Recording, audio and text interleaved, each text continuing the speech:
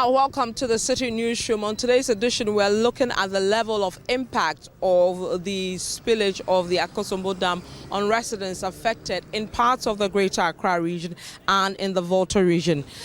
Today on the Citi Newsroom, we're going to all these communities and also taking some donations across these communities that have come in from listeners and viewers of the Citi Newsroom. Now, over 20,000 people have been affected by the spillage. A lot of people have been displaced. A lot of people have lost their properties, their homes, and so many things have happened around these few days following the spillage.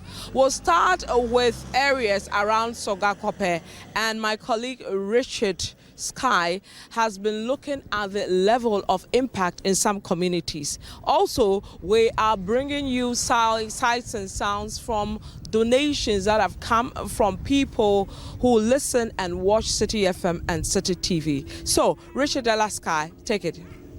I'm now standing by a truck carrying a 20-footer container, which container contains a lot of assorted items.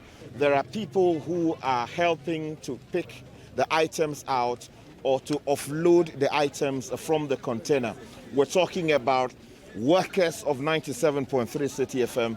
We're talking about staff of Citi Television, and we are talking about volunteers who have joined us, including persons working in the medical space.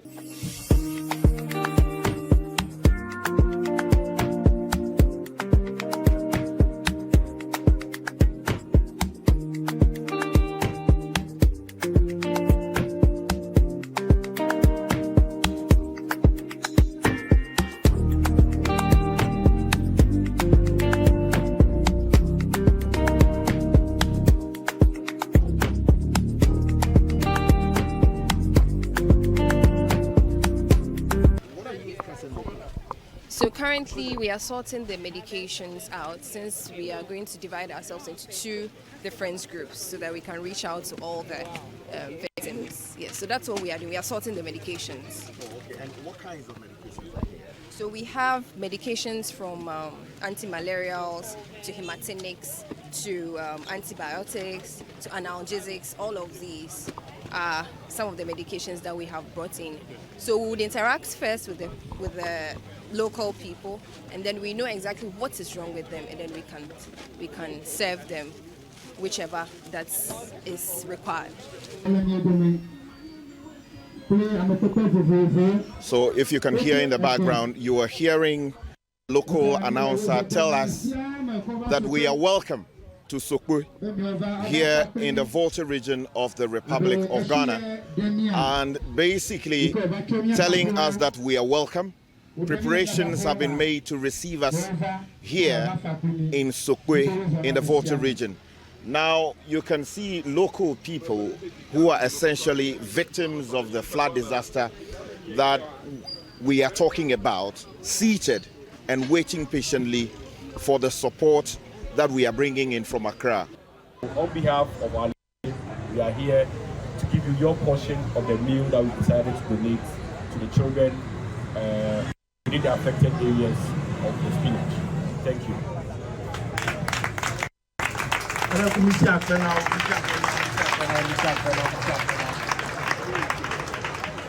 What kind of support have you brought with you to Sokpoe? We are basically here to give the children hope. You know, they are our main targets. As KFC, I mean, kids is everything for us and our brand, you know. And so looking at everything that's been happening around here, we couldn't have sat down in Accra, you know, aloof. So we are here with you, Citi FM, and we are going to move from town to town to feed the children, for the children within this area. I am here this morning to sympathize with my people and to encourage them and ask them to be patient. We are in a state of distress, but does not mean that we have lost all. There's life ahead of us. But I urge everybody to be disciplined. We don't want anybody to be causing any trouble here. We want everybody, you wait for your turn. Whatever it is for you, they will give you. If there is anyone left, they will arrange for those people who are not on that list to take their share. We thank those people coming to help us. Citi TV, everybody that is here to help us, we are very grateful to you, but we ask for more. We appreciate you so much. I want to assure the whole team that these things will go to the rightful beneficiaries, the deserved beneficiaries.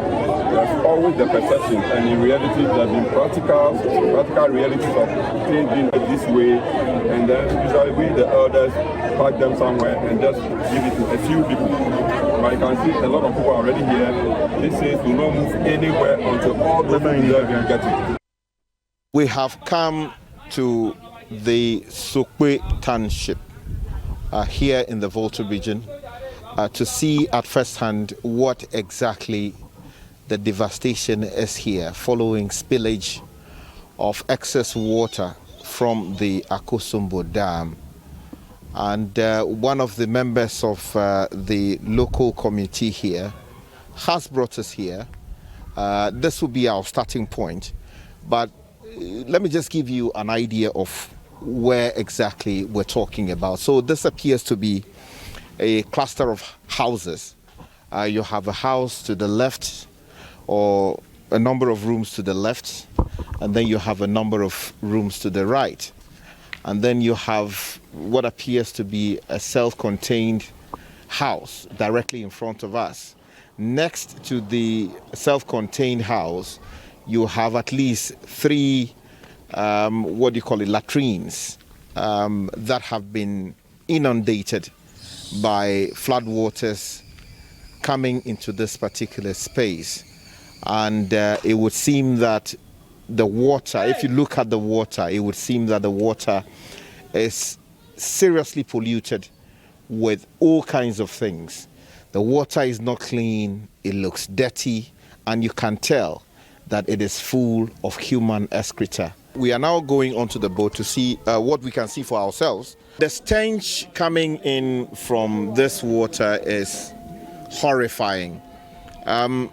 As you can see sort of in the background, you can see what clearly would be washrooms and toilets that were previously used by the people who occupied this particular space. And the water entered those spaces. The boat we're using is leaking gradually. You can see water leaking in. And again, the water almost at the window level. Practically impossible for anybody at all to live in that. Palm nut trees are in the water. It would seem that there's no electricity here.